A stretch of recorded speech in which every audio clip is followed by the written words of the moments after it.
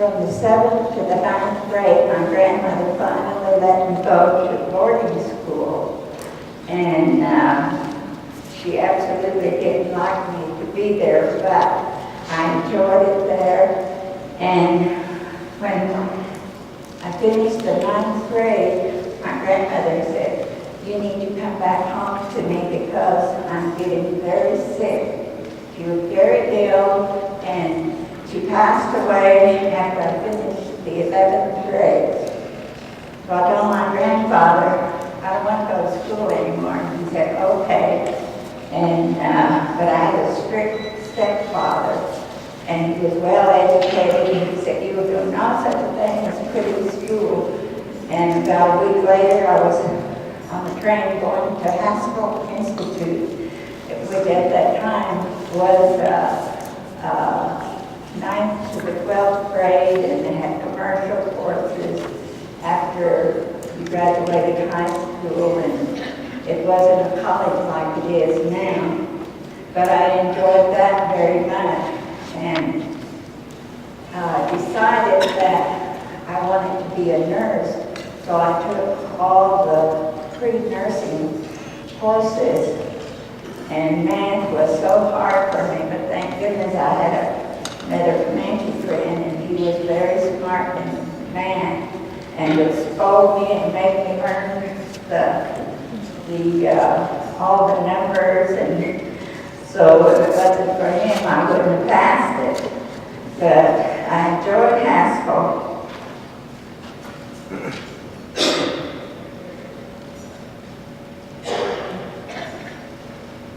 After I finished Haskell Institute, I went to a one-year practical nursing school.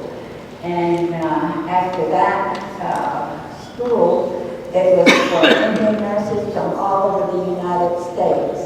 And I remember I had two classmates from Florida and some from New Mexico, Arizona, that we were from all over the United States, and we had one classmate from Alaska. So when we finished, the instructor said, "Nobody from Oklahoma will stay here, and you're going to be," they gave us assignments to different places. So I went with one of my Navajo classmates. We were scheduled to Kingston, Arizona. I looked at it on the map, and I really didn't want to go, but I had to go. And when I got there, I thought I went to the end of the world. There were no paved roads at that time, so it took 8 hours to get from Holbrook to Kings Canyon. And that was the longest ride. So, but I enjoyed it very much there.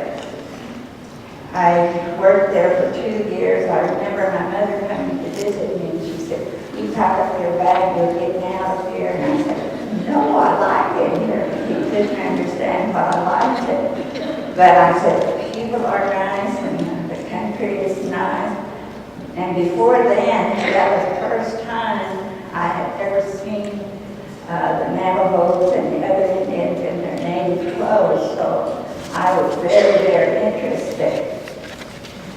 But I enjoyed Kings Canyon.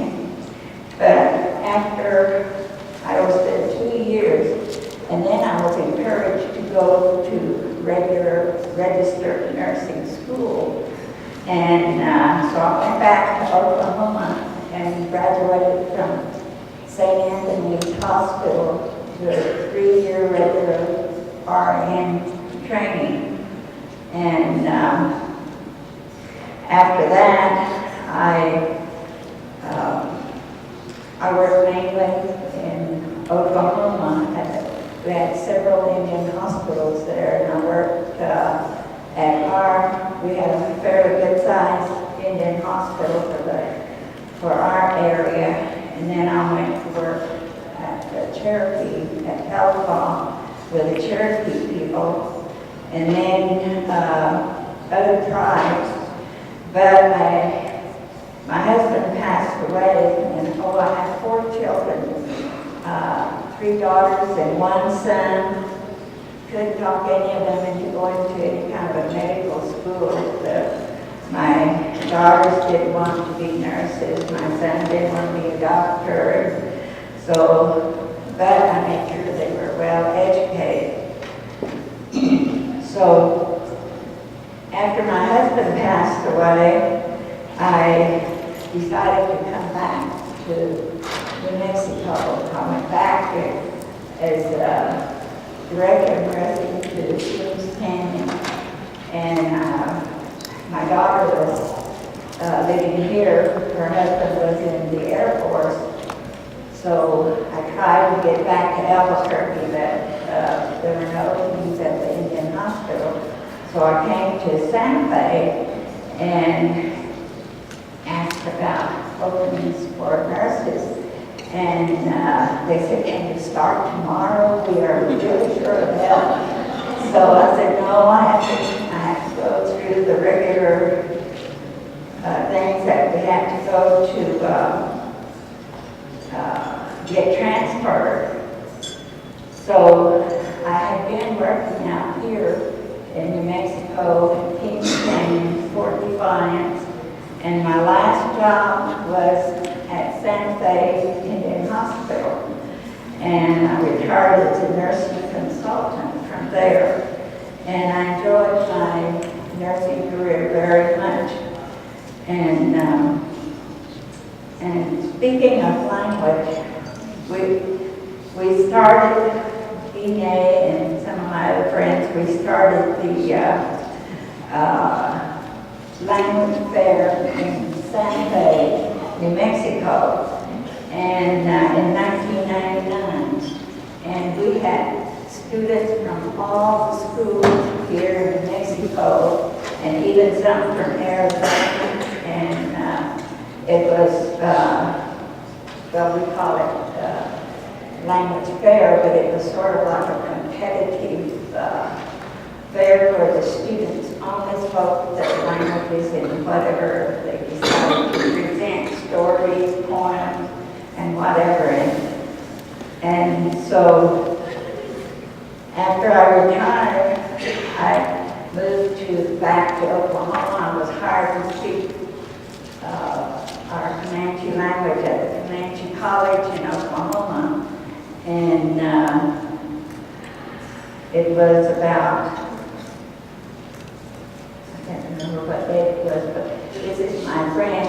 She's from Norman, Oklahoma, from OU.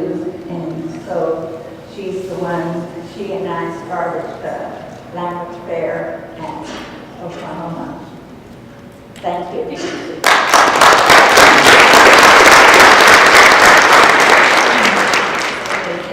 She'll be back up here. I haven't finished with her yet. Did you want to sit down? Who are you? Are you fine? I'm okay. Okay, I'm on. You're on the leash. Oh,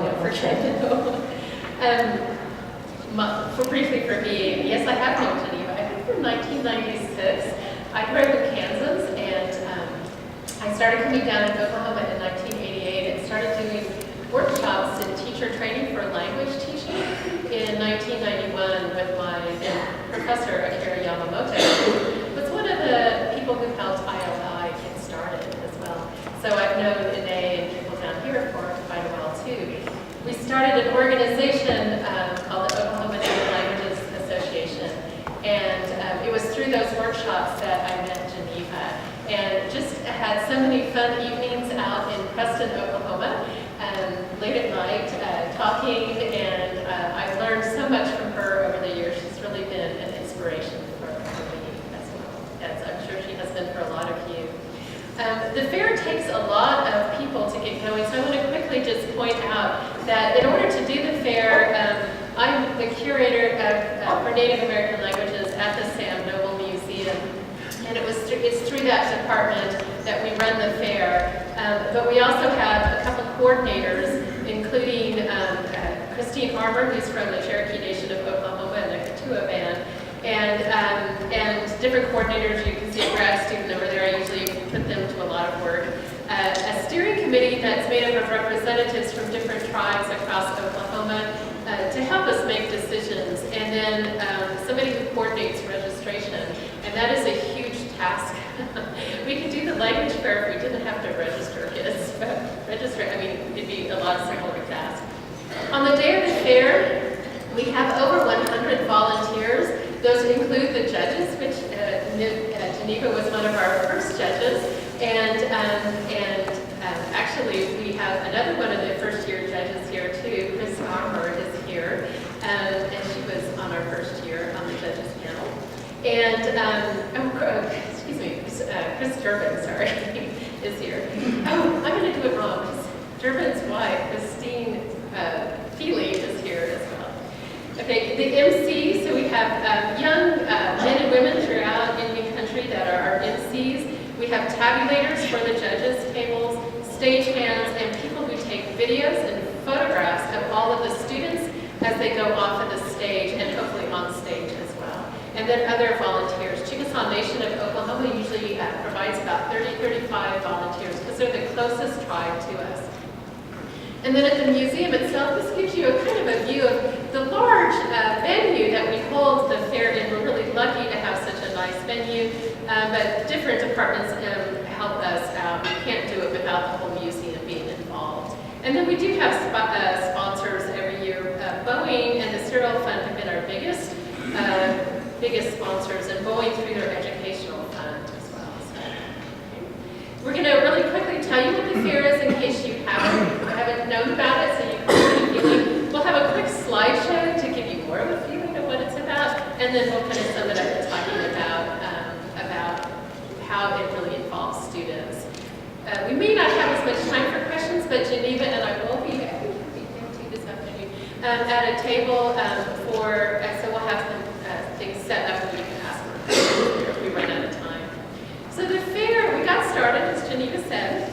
She came to me, I got a permanent job in Oklahoma. I was very thankful for that in 2002. And we were sitting at a workshop, and I said to her, Geneva, what can we do in Oklahoma? I don't want to be a curator of languages that have the feeling of putting languages in pickle jars and putting them on a shelf in a museum. I really want to show people that languages are living. They're living in Oklahoma, even though they're severely in danger. What can we do? And she's like, well, we can do a language fair. And I had grown up doing this kind of thing in French. And so I sometimes think very naively said, sure, let's do it in my first year there. And so we started it. And it really brings in teachers, families mainly from Oklahoma. We have kids from Alabama every year. We've had tribes from Kansas, Nebraska, actually people from Mohawk and Kanawake to send in materials before, and a lot of students from the southeast, southwest, mainly through Riverside Indian School in Anadarko, Oklahoma. They come from public school classes, JOM programs, tribal schools, homeschools, you name it, the kids come. It's on weekdays, but we do have a lot of the tribal schools get their kids out of public schools to come to the fair. We grew from a 1-day to a 2-day. We hated to break away the little kids from the high school kids because we wanted the little kids to see the high school kids were involved in language learning as well, but we got too big and we had to break it into 2 days. The first year in 2003, the spring 2003, we thought we might have 80 students, and we had 200. It scared me to death, and then we kept going. So as you can see, 2009, we had 838 in 26 languages by that time.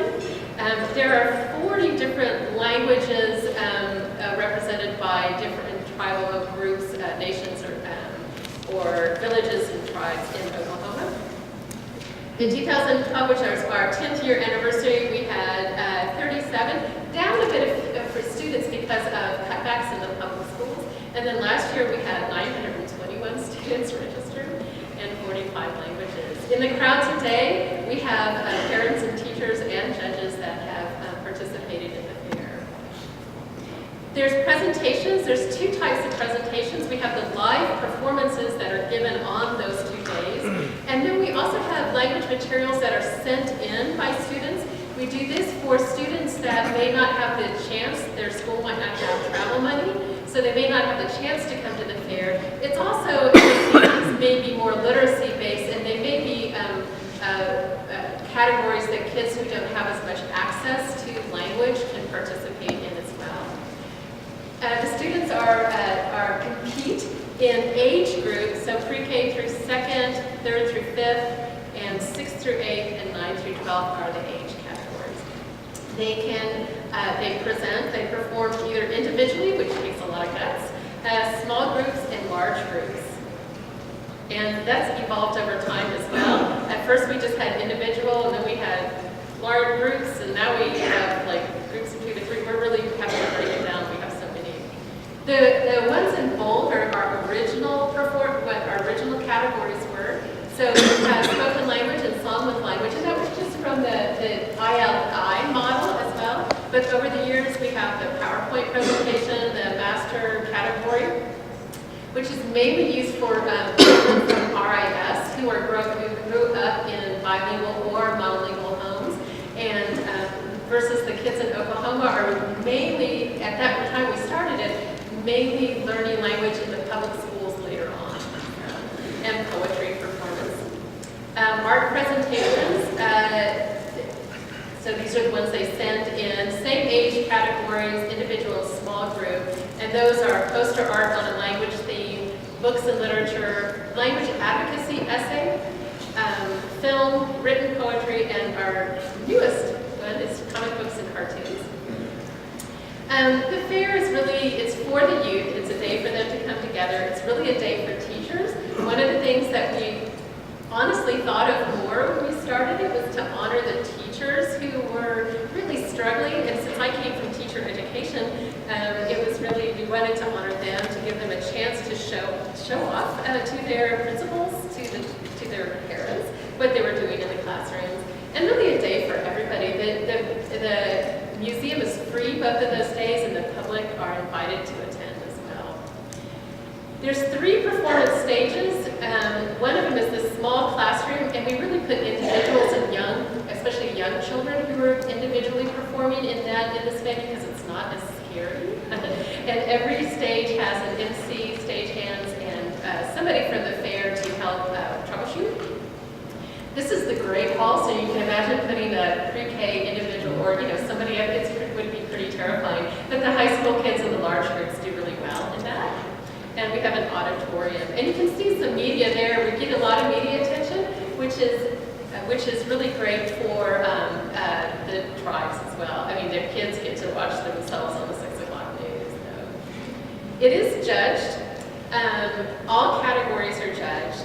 The arts and the advocacy essays are the ones that are sent in, and those are pre-judged because we get about 300, sometimes 400 posters in, and we found our judges just couldn't do it in one day, especially when people were watching them, and so we pre-judge those categories. And this is, I think there's Cherokee, Choctaw, at least here, I can't really recognize, and are the judging panel there. Did you want to talk about judges? You can sit there if you want. You're fine. Okay. The judges are, they really enjoy the children and the languages. And the children are they're so proud that they can speak their languages because almost every tribe is using their language. And we have, we put it down up front, and the little children aren't as bashful as the older students, but the older students are very happy that they can learn the language. At first, we only found one Osage speaker, and now you should see how many speakers they have from the Osage tribe. Yep. So this, you can see Geneva is here, and she had recruited two other Comanche elders, and the woman in the pink on the end, she was 93 when she was judging for us, and Geneva told us she's still with us. Not at the fair, she's living with her son now, but she's over 100 years old. Yeah, she's about 105 now. So, some of our judges are younger second language learners who are becoming teachers themselves, and we encourage that. And in some of the art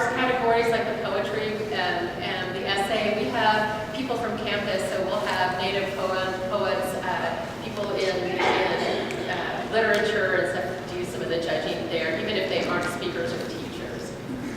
The judges represent Oklahoma widely, so we have different tribes, different nations, different cultures, languages, and every panel may have a combination. And honestly, if you're from a smaller tribe, you're not going to have somebody on the judging panel that even understands your language, because probably that elder or that teacher is involved in the language program, and if you're involved in the language program, you can't be the judge for that. So that way, why the criteria is not on accuracy at all. So this gives you an example of some of the criteria. The amount of language spoken is always big, and wouldn't you agree that that's what the judges are really looking for?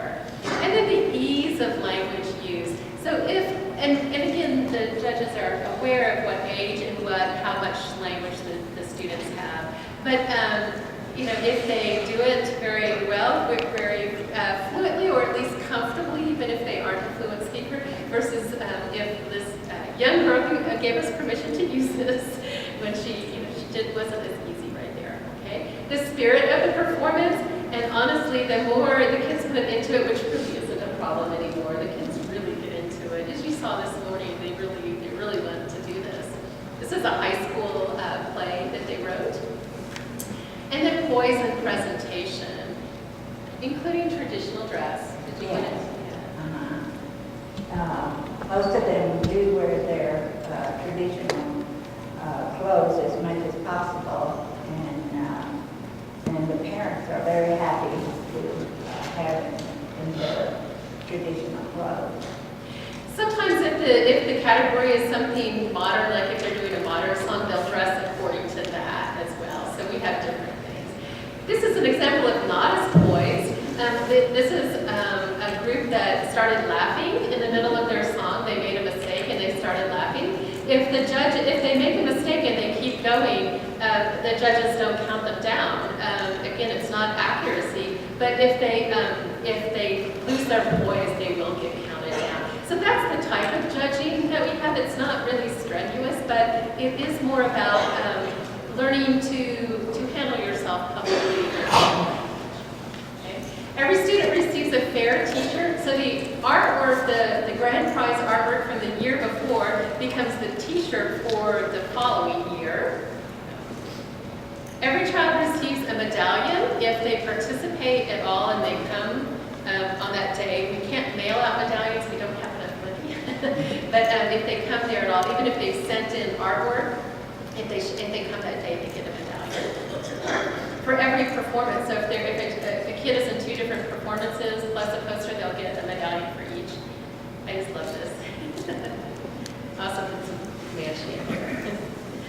And the artwork receives ribbons, and this is Anave Greenwood, and her mother is in the crowd today, so we should give a hand to her mother for this. She's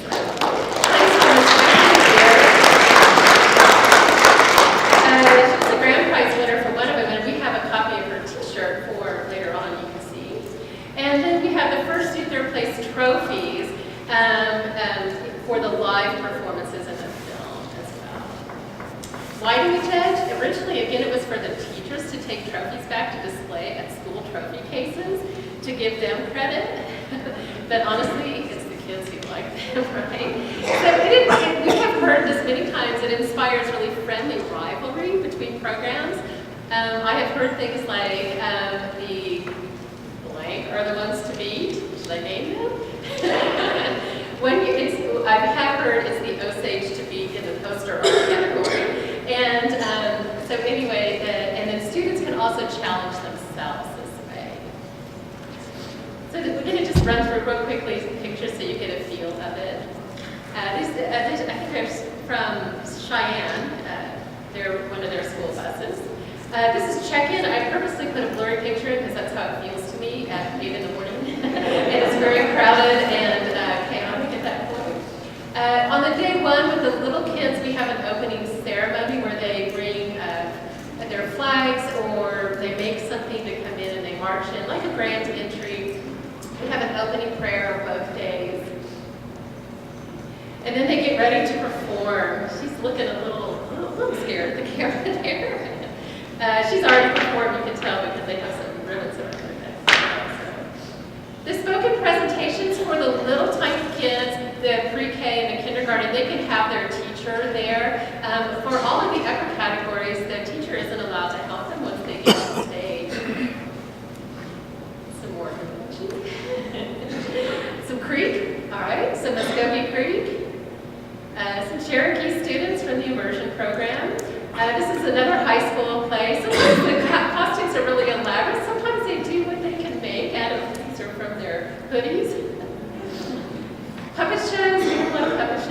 Dale Shackelford and Chickasaw.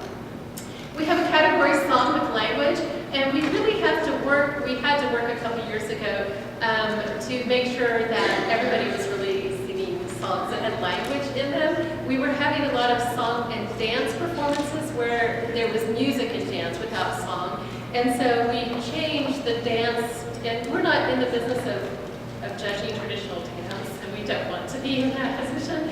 And so that's a demonstration category now, and so we retitled it even Song with Dance, with language. This is Muskogee Creek Nation, again from Linn, Oklahoma.